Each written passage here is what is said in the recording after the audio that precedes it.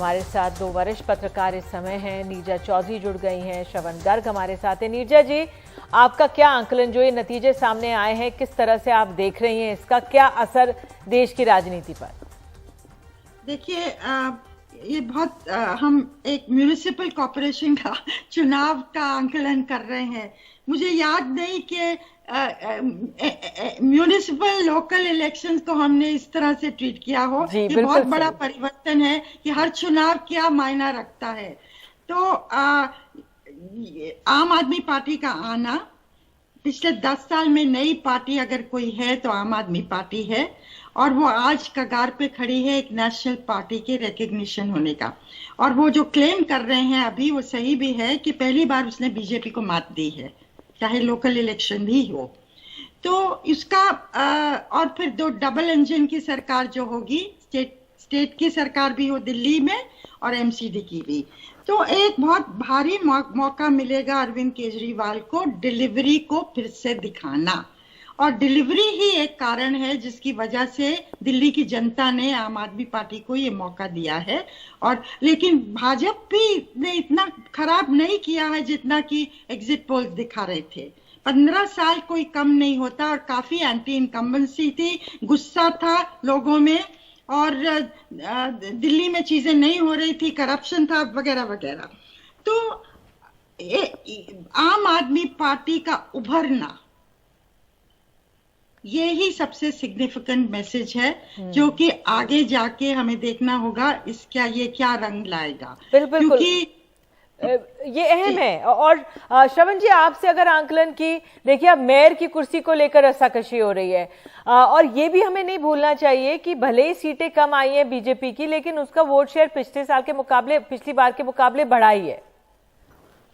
ये तो देखिए निधि, ये सांत्वना का मामला है कि वोट शेयर बढ़ा है या पिछले सीटें उतनी कम नहीं आई है। कुल मिलाकर यह है कि सत्ता चली गई है, और जो तीनों यूनिट को मिलाकर एक किया गया, इसी साल किया गया दिल्ली में, नॉर्थ को, साउथ को और ईस्ट को मिलाकर ट्राइफरकेशन को उन्होंने अंडू किया और एक बनाया। उसके बाद ये किस्सा हुआ है।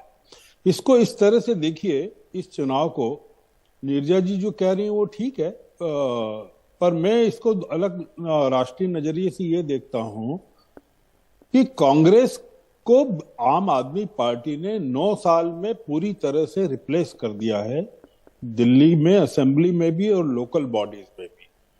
और गुजरात में जैसे वो चैलेंज कर रही है, तो वो हम एमसीडी के इलेक्शंस को अगर गुजरात के परिप्रेक्ष्य में भी ट्रांसलेट करना चाहें, तो क्या हमको डर नहीं लगता है कि कहीं आम आदमी पार्टी वहां सेकंड लार्जेस्ट पार्टी तो नहीं हो जाएगी? आम आदमी पार्टी का दिल्ली में एमसीडी में आना, कांग्रेस को एकदम पीछे कर देना, राहुल गांधी की यात्रा के दौरान ऐसा होना, राहुल गांधी की यात्रा के दौरान अजय माकन का इस्तीफा देना राज्यसभा राजस्थान के प्रभारी पद से, संदीप दीक्षित का इशू उठाना कि भाई उनकी मदर का फोटो नहीं है मंच पर, और इस तरह की कांग्रेस में जो इस समय घमासान चल रहा है, वो काफी चिंता का विषय है कि कांग्रेस को अगर आम आदमी पार्टी रिप्लेस कर रही है हर जगह से, तो आप सोचिए कि हम किस दिशा में देश के विपक्ष को ले जा रहे हैं, देश का विपक्ष किस तरफ जा रहा है।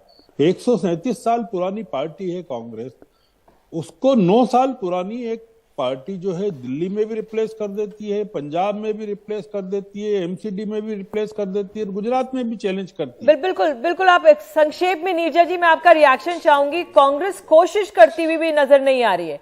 ठीक है, भारत जोड़ो यात्रा आपकी चल रही है, लेकिन इतना बिखराव इधर दिल्ली में भी है, हर जगह बिखराव है। तो ऐसा नहीं, अब तो राष्ट्रीय अध्यक्ष भी मिल गए हैं, तो क्यों नहीं प्रचार की तरफ संचालन किया गया, कुछ चेहरों को उतारा गया, सक्रियता दिखाई गई? संक्षेप में देखिए, कांग्रेस भारत जोड़ो यात्रा को काफी रिस्पांस मिल रहा है, लेकिन जो लिटमस टेस्ट है किसी भी पॉलिटिकल पार्टी का, वो चुनाव जीतना है। अगर आपके पास पावर नहीं आएगा तो आप डिलीवरी करेंगे कैसे? और उस पे उन्होंने तूल नहीं दी है, उसको अहमियत नहीं दी है, ना गुजरात में दी है, ना हिमाचल में दी है, ना एमसीडी में दी है, जहाँ की स्टेक्स बहुत हाई थे कांग्रेस के लिए। और अब दिख रहा है दिल्ली जैसी जगह में एमसीडी में भी 9 सीटें हों और आम आदमी पार्टी ले जाए, और गुजरात में भी कल देखेंगे हम कितना वोट परसेंटेज होता है, सीटों पे नहीं निर्भर करेगा। बिल्कुल, आप दोनों बिल्कुल जुड़े हमारे साथ, इसके लिए बहुत बहुत धन्यवाद।